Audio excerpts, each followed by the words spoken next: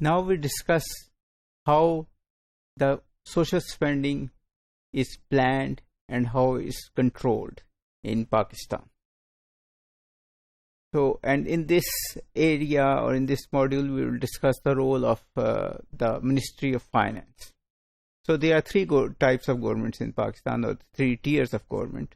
First is, of course, national or federal government, that is in Islamabad. Then there are provincial governments in all the 4 provinces, and then there are local governments in districts and divisions and union councils and even lower levels like neighborhood council and all that. And that third tier was established, of course, as we discussed before, in 2010 by the amendment, 18th Amendment, Article 140A was added in the 1973 Constitution. So previously, federal government was all powerful. So since 1955, it established the one unit which basically merged all the 4 provinces into one province, and of course the current Pakistan became one province.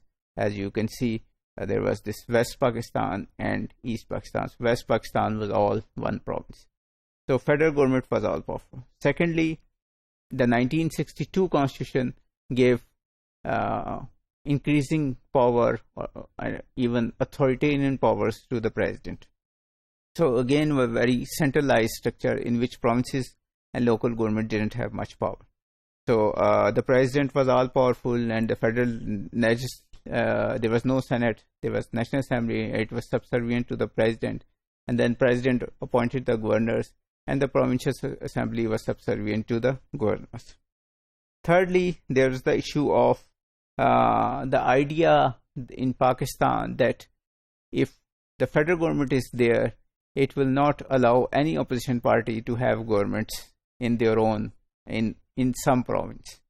So if you look at the history of Pakistan since 1973, Zulfikar Ali Bhutto, when he came to pass the 1973 Constitution, immediately afterward, in the next 6 months, he dismissed the KP and Balochistan governments, which were from opposition parties, or he dismissed the Balochistan government, and KP government resigned.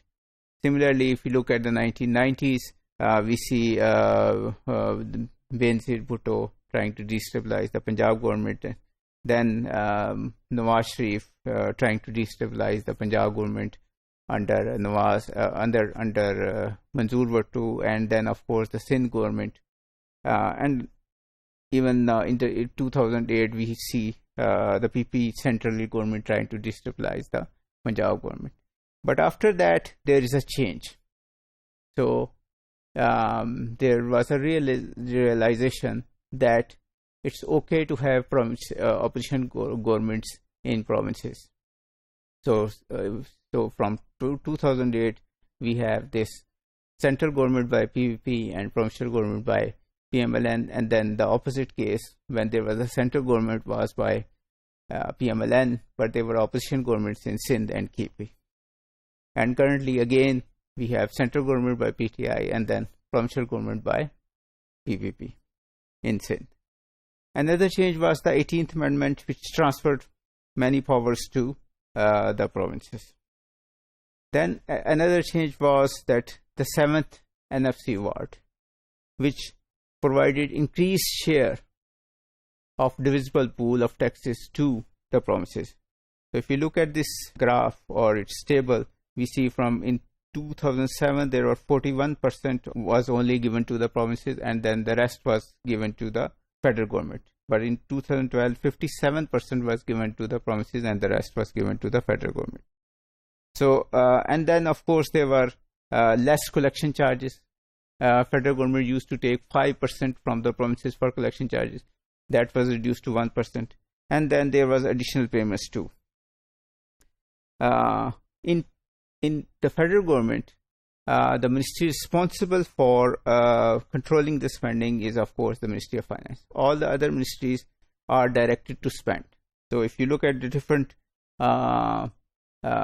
responsibilities of different ministries, what are they going to do? So, for example, if you look at the Interior Ministry, they will be asked how well they have dealt with terrorism, how well they have dealt with insurgencies. So of course, dealing with terrorism costs money, insurgencies cost money, all these things cost money. So they will be successful if they hire more policemen, more FC, more armored vehicle and all that. Similarly, if you look at the climate change, they will be judged on the basis of how well they have reduced CO2. So they, they have different laws and they can spend money and maybe educate people and the businessmen to reduce more. So again, they are spending money. So it's only the Ministry of Finance which is trying to reduce costs. So all the other ministries, whether it's health, education, interior, defense, they are all trying to spend the money. And this is the role of Ministry of Finance. And similar is the role of in the provinces of the provincial department, which also again focus on reducing expenditure, while all the other departments try to increase that part. For example, health department will also try to hire more doctors, more hospitals, more nurses, try to build more BHUs. Education department will have more schools, more colleges and more teachers. So all these cost money and they will be successful if they spend more, while finance department will be successful if they spend less or if they restrict the spending of the whole provincial government. Thank you.